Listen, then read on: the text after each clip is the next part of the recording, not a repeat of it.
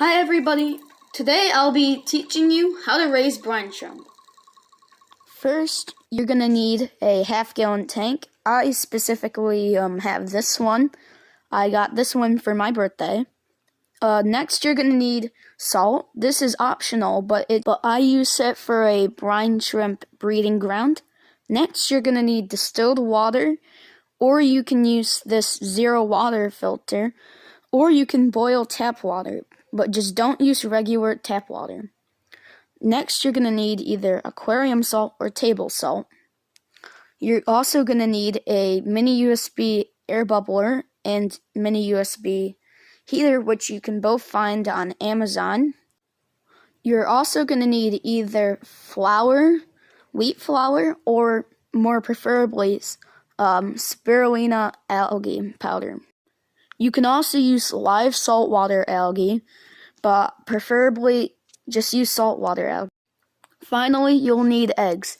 Make sure that the eggs haven't expired yet, otherwise they won't hatch. This will hatch within 24 hours. As you can see, I already have a lot of brine shrimp here. Well, these are all babies though so far. If you haven't yet, go check out my other video, which should be coming out at like a couple weeks from now, maybe mid-March or something, once the brine shrimp have reached adulthood. So now I'm going to tell you how to set up your brine shrimp colony.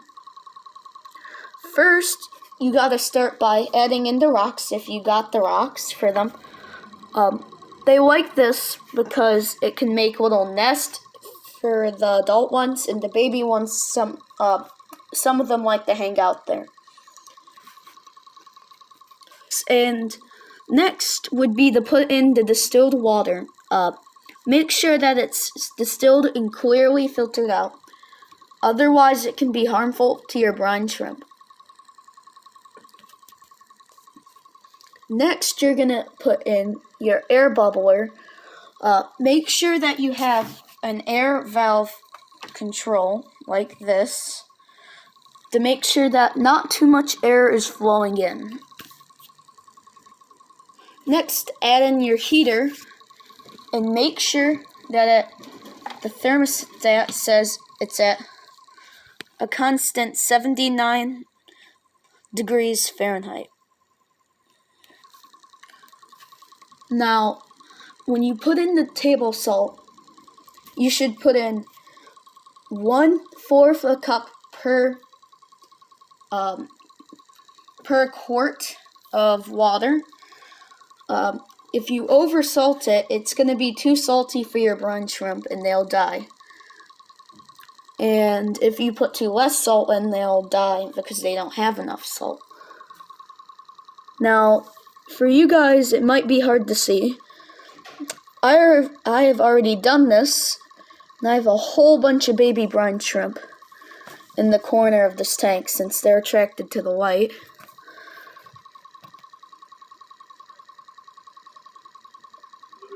All those little dots there are baby brine shrimp.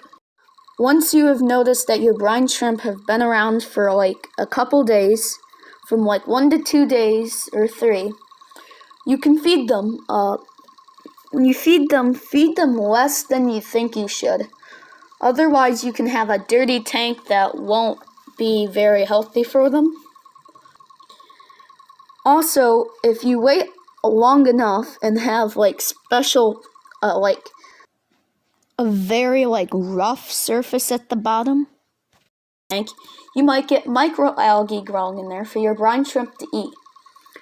The bubbler doesn't just help with air, but it also helps to keep the water temperature moving around and to make sure that the algae doesn't just sit at the bottom or just sit at the top where your adults can eat it, but your babies can't. That's how you can also help your second generation survive. I'm going to give you a little more footage of the baby brine shrimp here. So little, but they grow like twice as much every day.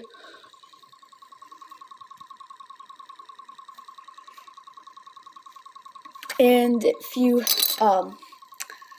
haven't yet, when my video of my brine shrimp colony comes out in a couple weeks, like sometime around the middle of March, go ahead and watch that if it has came out yet, and I'll see you guys next time. Bye!